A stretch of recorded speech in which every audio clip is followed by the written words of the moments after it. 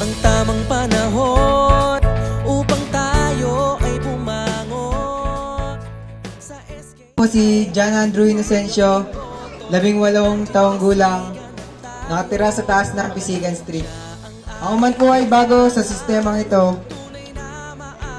Ako po ay handang tumulong sa ating barangay at sa mga kabataan dito sa Barangay Banga.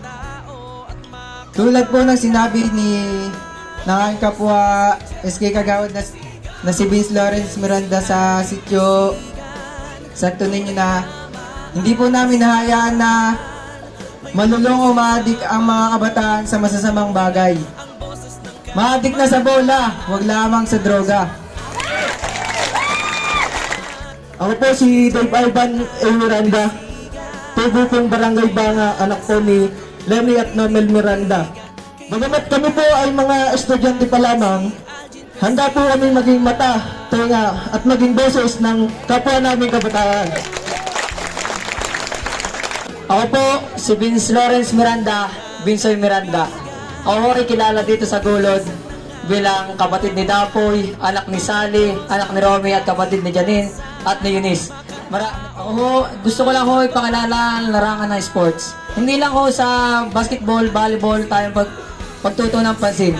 Gusto ko rin po makilala ang sport ng sepak.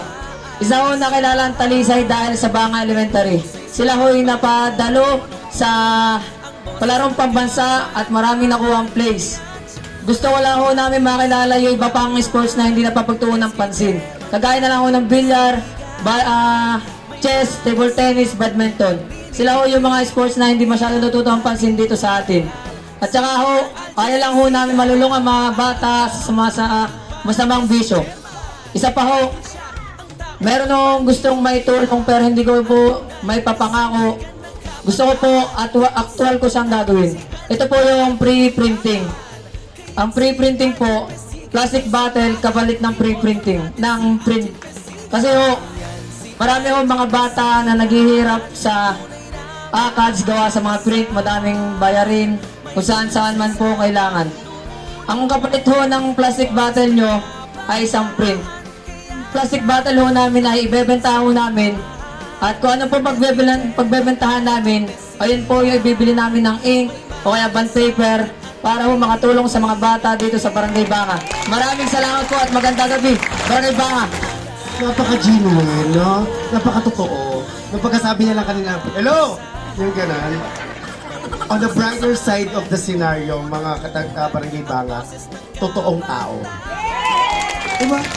Yung mga resulta totoong tao, hindi nagpapakabibo. Kung ano yung totoong pagkatao nila, pinapakita nila sa inyo. Hindi katulad ng ibang politiko na kailangan maging maganda, magsalita ng maayos, magsalita ng ganito, kailangan maging matalino sa harapan ninyo. Totoong tao nung nagsalita. Palakpakan nyo naman. Nahanap pa ba kayo, di ba? And also, gusto ko yung project ng ano yung Didi? Oo, bote kapalit ng pre-printing. Ang cute nung idea, no? Ang galing. Ay, sorry, boss. Tatay.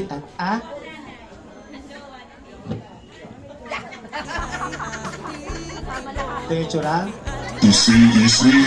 Hindi naman masyado maganda. Charing lang. Hindi, ang cute lang nung idea para talaga sa mga kabataan. Itong mga kabataan, yung mga boses na narinig nyo ngayon, Diyos ko po, ano bang aasahan ninyo pag nakaupo na yan? Ang cute lang nung idea, hindi mahirap gawin, pero ang laking tulong na maibibigay sa Barangay Banga, lalo sa mga kabataan. Ako po si Gracie Ira Lakatan Landicho, tubong Barangay Banga. Bilang pag-asa ng ating bayan at magsisilbing boses ng kabataan, handa po kaming dinggin ang lahat ng inyong hinaing at nanaisin para sa mas ikabubuti ng ating komunidad. Tayong mga kabataan ay dapat na magkaisa sapagkat ang kabataang nagkakaisa, kaunlaran ay matatamasa. Bagaman po wala po ako ng mga bagay na ito, wait lang ho, may konti. Nalilimot ako sinasabi ko eh. Alam mo kung bakit ka may kodigo? Alam mo kung bakit ayaw mo makalimutan yung sasabihin mo? Kasi ayaw mo makalimutan yung paglilipot na ibibigay mo sa taga-taga. Ganun yun, huwag kang mahiya kung may kodigo ka. Kasi yan yung totoong mga gagawin mo. Ako po si Carl Russell Cusat Mendoza. Pareho ang aming bahay. Baka hindi nyo alam. Ako po ay hindi nangangako, pero kung ako po ay inyong tutulungan, ay gagawin ko po ng maayos at tapat ang aking pagsiservisyo sa inyo. Bilang isang kabataan, pangungunahan po ng Team Algin ang kabataan dito sa Banga para po may sakatuparan po yung mga programa na gusto namin i-apply dito sa ating barangay na makakatulong po, lalo na po sa ating kabataan. Magandang gabi rin po sa ating dating konsehal ng bayan, ang ating ka-vendor Honorable Lawrence Pisigan. Maraming salamat po sa full support na ibinibigay nyo sa aming team, mapa-moral o financial support man po. Ako nga po pala si Carvin Joshua Almasan o mas kilala sa tawag na OWA. Ako po ay anak nila Juliet Almasan at Carlito Almasan. Lingid po sa aking kaalaman na di sangguniang kabataan is not for fame or popularization. But this is a platform that we can utilize our capabilities as a youth and can hone our leadership as a young public servant. Dito po kaming grupo ng kabataan upang patunayan sa inyo na hindi lang po kami basta kabataan. Dahil naniniwala pa rin po ako na kaming kabataan ay ang pag-asa ng ating bayan. Kabataan na magpapatuloy sa magagandang nasimulan ng mga nakatatandang namumuno sa ating barangay. Kabataan na may mabubuting at hangarin at adhikain para sa bawat kabataan. Huwag na naman po sanang magkaroon ng alitan sa pagitan nyo at pagitan ng iba dahil lang po sa iba ang kandidatong inyong sinusuportahan. Isang araw naman po ang eleksyon. Basta't ang gawin na lang po natin ay pumili at magluklok ng kandidato na magpapabuti sa ating barangay, maging sa kabataan at sa kabuuan ng Barangay Banga. Susunod na magiging boses ng kabataan at hindi lang ng kabataan but also boses ng bayan. Katulad nga na sinabi ng kanyang chewing, ipamamana niya ito. Palakpakan niya naman na may kasamang hiyawan at pagmamahal, SK Chairman Algin Cruzat Pesigan. Gusto ko yung ngiti. Gusto ko yung ngiti. Napakatotoo. Sa aking pangalawang magulang at idolo at mentor, Tito Lawrence Anuran Pesigan.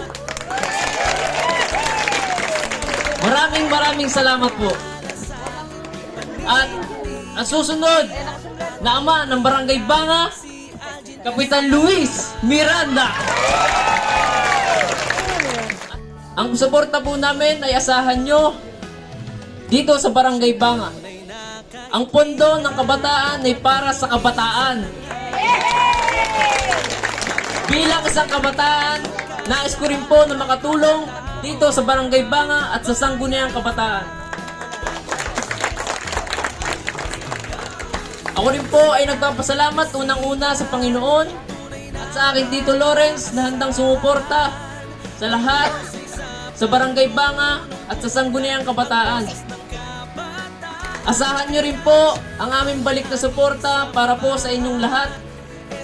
Muli po, ako po si Algin Cruzat Pisigan, ang isa sa magiging boses ng kabataan dito sa Barangay Banga.